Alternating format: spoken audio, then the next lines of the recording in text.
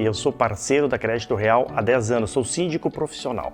É uma relação muito saudável, muito aberta entre empresa, síndico e Crédito Real. Então a Crédito Real vem oferecendo essa tranquilidade e essa transparência com o síndico e com o cliente para se tornar a empresa que é hoje. A Crédito Real representa para mim hoje o suporte que um síndico profissional precisa, né?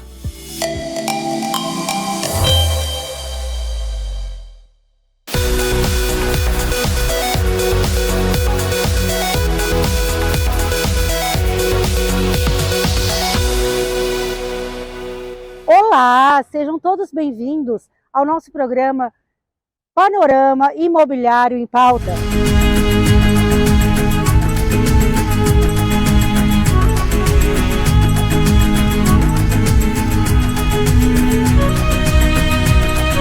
Olá, hoje estamos aqui com o Marcos, uma grande pessoa, uma grande personalidade no mundo um químico de processos condominiais. Marcos, que honra estar contigo aqui. Me conta um pouco da tua história, do teu trabalho, o que tu nos traz de novidade. Olha, Tereza, a cada dia esse mercado está ficando lindo, né? A biotecnologia entrou no mercado com força. A HS, logicamente, ela se propôs a transformar a solução ecologicamente correta para tratamento de efluentes e água. O que nós fazemos para o condomínio? É trazer para ele uma satisfação em que qualquer pessoa usando um produto biotecnológico, quer dizer, um biorremediador, ele possa ter uma fusão de ter a eliminação da matéria orgânica, a água mais purificada e não ter odores. É a coisa que todo mundo busca no mercado, né? Sim. E além disso, tem uma coisa muito importante, a Mãe Natureza vai agradecer, porque você está fazendo um bem-estar para aquilo que a natureza prefere, que é chamado da vida humana, né? Sim, e a parte condominial, hoje eu vejo que ela é muito carente. Sim. Quer dizer, se tu não estiveres lá, acho que agora tu pode estar só um princípio, nós estamos falando de água e tratamento de efluente. O que ocorre? Um condomínio ele precisa expor uma massa orgânica, que é usada todos os dias, toda dona de casa conhece isso, você sabe muito bem, e a parte sanitária. E esse produto, ele é um produto biológico, que é uma bactéria, ele elimina por completo toda essa massa orgânica, dando a satisfação de tirar o odor, e além disso, retirando o alimento dos insetos, da barata, do rato. Então é um biorremediador, que é um digestor de matéria orgânica. Muito bacana. Além disso, tem uma coisa mais importante. No condomínio, às vezes, tem odores, o xixi do cachorro, né? Do pet. Tem quem fuma. Então, ele retira todo esse odor com um produto totalmente inocivo ao ser humano. Entendi. Então, mas ele é usado, então, em loco, nos apartamentos? Ou... Pode ser usado nos apartamentos, no salão de festa, nos corredores, aonde fica o pátio do pet, na piscina, na caixa de gordura, na estação de tratamento, além disso, na água de reuso ou poço. São processos que dizem que vai formalizar, primeiro, as características, segundo, a qualidade, e outro, o bem-estar para o ser humano. Marcos, de que forma que a gente pode estar fazendo, se faz projetos para isso, te chama? Nada como disso. Isso funciona? Olha como falamos, biotecnologia. É um produto, é uma massa em gel, em que a gente adiciona no sistema, ou na caixa de gordura, ou talvez no sistema in loco. Sim. Isso é fácil, qualquer um pode adquirir o produto, qualquer um pode aplicar. É um produto que é usado em aquário de peixe, para tirar o limo, para tirar os resíduos de matéria orgânica e não danifica o animal. Então, logicamente, para a nossa saúde não vai danificar. E aonde que nós podemos comprar esse produto? Hoje a HS ela tem 2 escritórios aqui. Tem um em Criciúma e outro em Florianópolis, em Coqueiros. Todos nós somos técnicos para que possamos demonstrar aquele que é o gestor responsável de um condomínio, para que ele beneficie a qualificação. Ele volta a falar de qualificação e ter resultado. Em que o órgão fiscalizador não vai dar de maneira nenhuma cláusula de dizer que está errado. É simplesmente o ser correto. É aquilo que nós falamos, ecologicamente correto, o tratamento de efluente. Maravilha, maravilhoso o seu produto. Então a gente vai deixar aqui todos os contatos, as maneiras de entrar em contato com você, Sim. né, Marco? Para que você possa estar adquirindo o produto e conhecendo essa maravilha. Ter toda a informação técnica. Esse produto tem um registro na Anvisa, no Ministério da Saúde, e é uma coisa muito importante, a biotecnologia no mercado. Ok, muito obrigada, Marco. Nada, foi um prazer todo meu, Tereza. Prazer também. Acompanhe diretamente de Porto Alegre a entrevista de Ariane Padilha. Eu sou parceiro da Crédito Real há 10 anos, sou síndico profissional. É uma relação muito saudável, muito aberta entre empresa, síndico e Crédito Real. Então a Crédito Real vem oferecendo essa tranquilidade e essa transparência com o síndico e com o cliente para se tornar a empresa que é hoje. A Crédito Real representa para mim hoje o suporte que um síndico profissional precisa, né?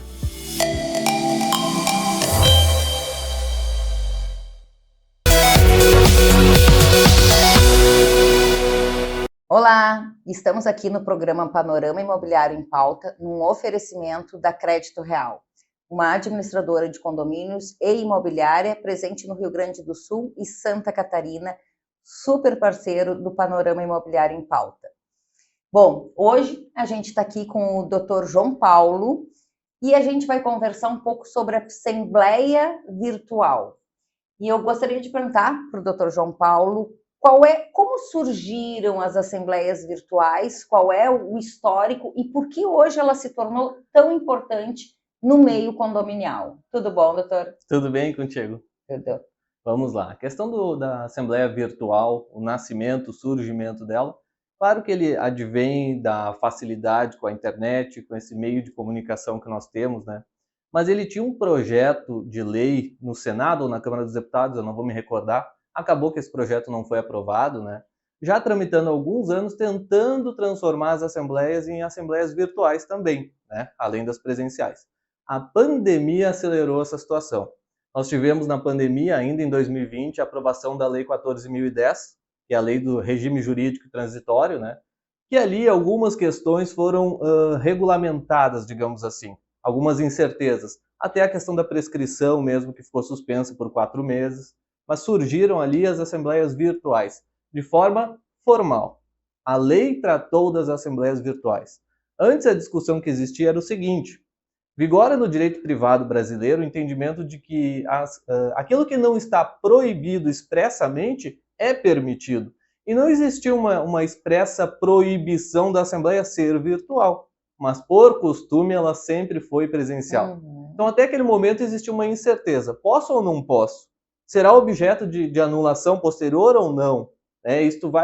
Que tipo de problema isso vai me trazer? Né? Que tipo de discussões eu vou enfrentar? Bom, com a Lei 14.010, até 30 de outubro de 2020, isso foi dirimido. Ok, passado esse período, teoricamente, nós não tínhamos mais uma legislação que tratasse da Assembleia Virtual. Só que, ainda com a pandemia muito forte naquele período, a própria justiça se virtualizou ainda mais. As audiências, até de instrução, eram realizadas de forma virtual. Então, como que uma audiência de instrução na qual eu vou ouvir testemunhas, na qual eu vou ouvir as partes, pode ser realizada de forma virtual e uma assembleia não vai poder? É evidente que pode. Mas aí, ano passado, em março do ano passado, o Código Civil foi alterado e aí, expressamente, nós passamos a ter autorização para realizar a assembleia virtual, com a inclusão de alguns requisitos. Sim, né? Antes, a assembleia virtual, ela ocorre muito para facilitar, porque hoje encontrar, um condomínio grande, ou seja, com 20, 40, 100, 200 pessoas, a assembleia virtual ela vem facilitar o encontro dessas pessoas nesse ambiente virtual, né? Ela é prática, mas ela gerava muita insegurança de quem queria fazer, né? O que vai me respaldar? Essa assembleia vai ser anulada, vai ser contestada, então sempre se teve aquele receio. A partir do ano passado, com a pandemia, é óbvio, né? Que bom que nós estamos acompanhando essa evolução tecnológica no ambiente condominial também. Se a tecnologia está aí para facilitar e nos servir, e para esse fórum de discussão aí chamado Assembleia, é fundamental que a gente tenha ferramentas novas, né? O mundo aí está evoluindo. Mas, doutor, o que caracteriza uma assembleia virtual? Não é só eu ligar lá, fazer uma reunião, agendar uma reunião, mandar um convite e a gente se reunir ali. Pelo que ela é caracterizada? Quais são os cuidados, desde convocação, ata, como é que deve ser feita uma assembleia virtual? Bom, a Assembleia, a gente tem que se recordar de que ela é o órgão máximo deliberativo do condomínio. Ela está acima do síndico e é ela que altera, inclusive, a convenção. Né? Então, com seus quóruns adequados, os quóruns específicos que nós temos que nos atentar, né? Mas a Assembleia é o ponto máximo deliberativo do condomínio. Então, a Assembleia virtual ela tem que ocorrer da mesma forma que a Assembleia presencial. Ela tem que possibilitar a voz, a ampla participação, o debate. Quando nós falamos em deliberar, né, nós estamos falando justamente de discutir para se chegar a alguma conclusão, o voto. Mas primeiro eu tenho que oportunizar que as pessoas possam sim debater, possam argumentar e contra-argumentar. A Assembleia virtual ela tem que garantir às pessoas o direito de voz, o direito de se manifestar. Esse é um ponto bastante importante que nós discutimos um pouco antes, né, com relação às assembleias por chat. Né. Tem um histórico das assembleias por chat, tem um histórico que é interessante. Numa discussão sobre esse assunto, nós verificamos que em condomínios de timeshare, na Europa, aquelas grandes construções, por exemplo, 500 unidades, só que 500 unidades fracionadas em quantas cotas partes? Imagina como é que eu vou fazer uma assembleia com 5 mil, 6 mil pessoas. Porque o timeshare pode ser uma semana, podem ser 2 semanas, é impossível. Então, naqueles empreendimentos com aquela legislação, houve a assembleia por chat. Eu abro um chat num dia da semana, as pessoas vão comentando e se encerra dali 10 dias, 20 dias. Isto no Brasil não existe. Ficou claro. Até poderia ter alguma dúvida antes da alteração do Código Civil no ano passado, mas agora ficou bastante claro que a assembleia virtual tem que seguir uma assembleia normal. A única diferença é que ela é virtual, as pessoas estão participando, seja de outra cidade, da sua casa, de outro ambiente, não importa. Mas eu tenho que garantir que as pessoas possam sim debater, que elas tenham voz. E estejam conectadas todas ao mesmo tempo? Ao mesmo tempo. Então, aquela enquete realizada em plataformas... Um fórum quase, né? Aquilo não é a Assembleia Geral. Aqui no Rio Grande do Sul, eu não encontrei decisão a respeito. Em São Paulo, nós temos uma decisão de setembro de 2022 e uma decisão agora de junho de 2023, decidindo que aquelas assembleias que se discutiu naqueles processos eram nulas. Por quê? Porque não garantiram a voz, não garantiram o debate. Foram assembleias por meio de chat. E o que eu percebo? Então, que nós já estamos tomando um rumo distorcido do que é a assembleia virtual, porque isso já está sendo uma prática recorrente, pelo menos no mercado aqui no Rio Grande do Sul, uma prática bem recorrente, criar enquetes dentro de um aplicativo e as pessoas vão ali, votam se concordam ou não, é transcrita uma ata, se alguém comenta alguma coisa, tem um espaço, vai ser transcrito o comentário, mas não existe debate. Eu entendo que no chat tu não tem debate. Apesar de que uma pessoa possa sim comentar e o síndico, o administrador, o conselho possa contra-argumentar, mas eu não tenho ali o efetivo debate para se discutir como é a Assembleia. Nós abrimos às 19, até às 22, até às 23, nós vamos discutir, nós vamos argumentar frente a frente naquele momento. Esse sim é o debate, né? Eventualmente eu tenho uma decisão muito grande para se tomar num condomínio, uma aprovação de uma obra, por exemplo, que é importante eu utilizar a internet a meu favor. Por exemplo, abre um fórum uma semana antes, disponibiliza o contrato, disponibiliza a proposta, né? Já vem tirando algumas dúvidas dos condôminos, mas tu utiliza as ferramentas para preparar a assembleia.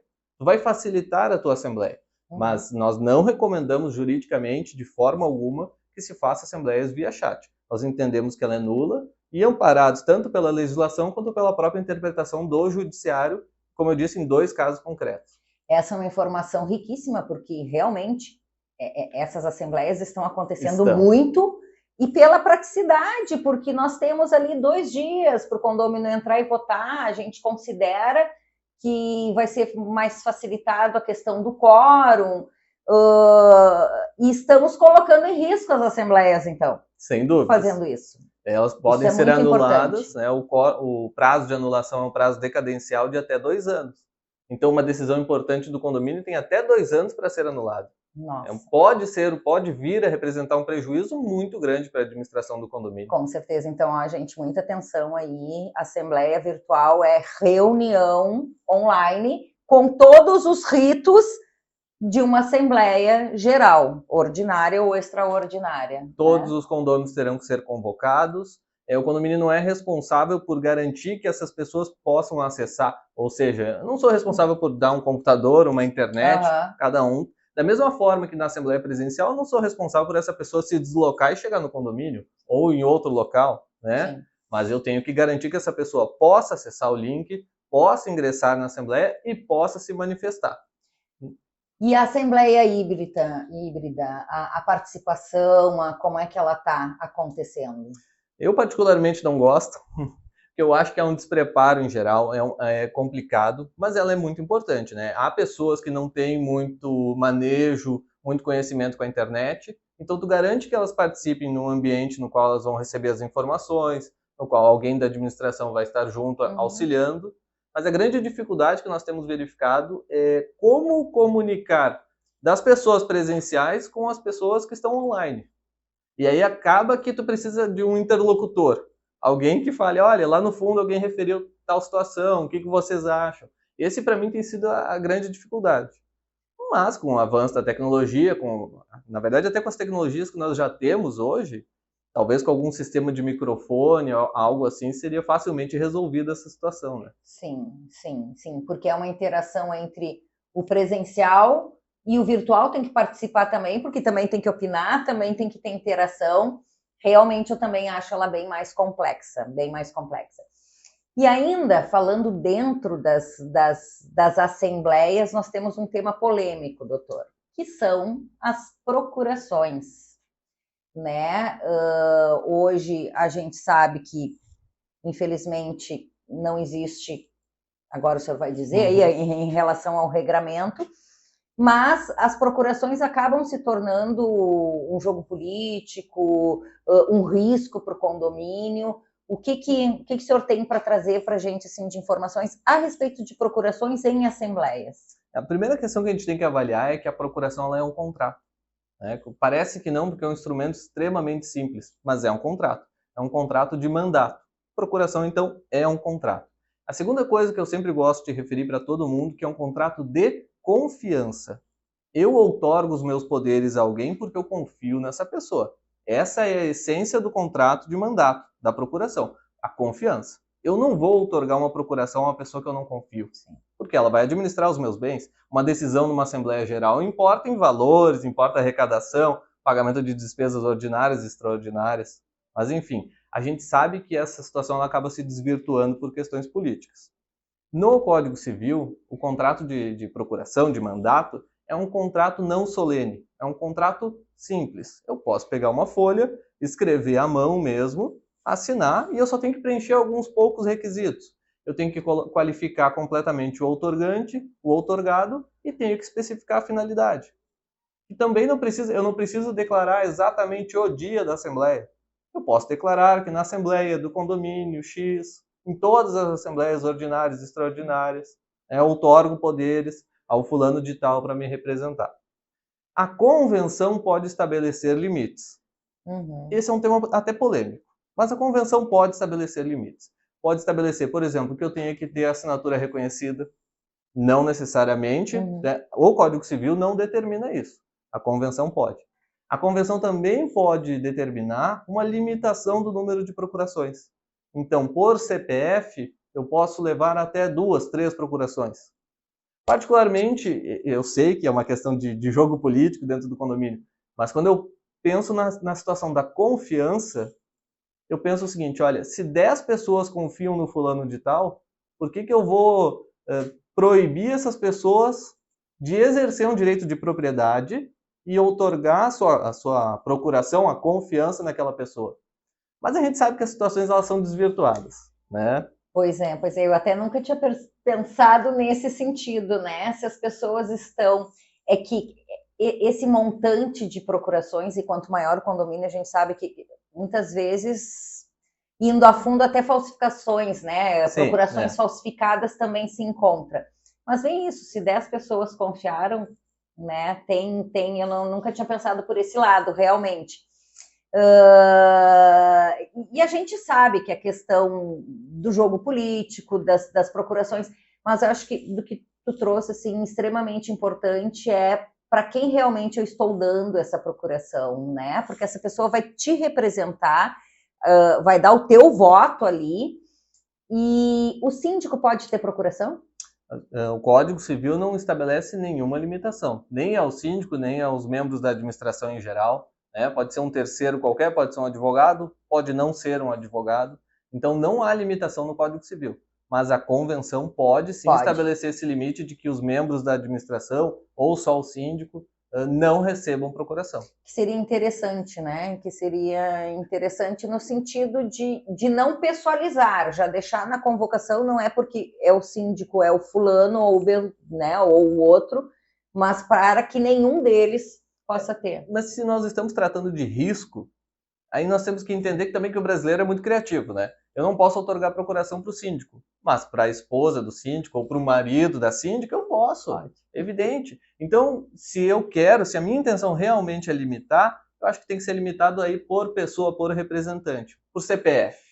Né? O João Paulo só vai poder representar 2 pessoas. Então, eu vou criando dificuldades, empecilhos. Excelente dica. Adorei, é isso aí. Então, se a gente quer regrar, quer limitar, então limita na convenção o número por pessoa. Exato. Faz sentido. Muito Cria bom, uma dificuldade muito maior de tu ter essa questão política, de ter uma ditadura dentro do condomínio. Sim, né? E uma perpetuação aí no cargo. Muito obrigada, doutor João Paulo. Eu que agradeço. Foi enriquecedor aí os esclarecimentos a respeito da Assembleia. Procurações é sempre um tema polêmico, nós ficaríamos horas aqui, e eu já vi que eu largo um pensamento e ele tem uma posição ali e traz o contraponto. Muito obrigada, e o programa Panorama Imobiliário fica aqui com o apoio da Crédito Real. Até mais. Eu sou parceiro da Crédito Real há 10 anos, sou síndico profissional. É uma relação muito saudável, muito aberta entre empresa, síndico e Crédito Real. Então a Crédito Real vem oferecendo essa tranquilidade e essa transparência com o síndico e com o cliente para se tornar a empresa que é hoje. A Crédito Real representa para mim hoje o suporte que um síndico profissional precisa, né?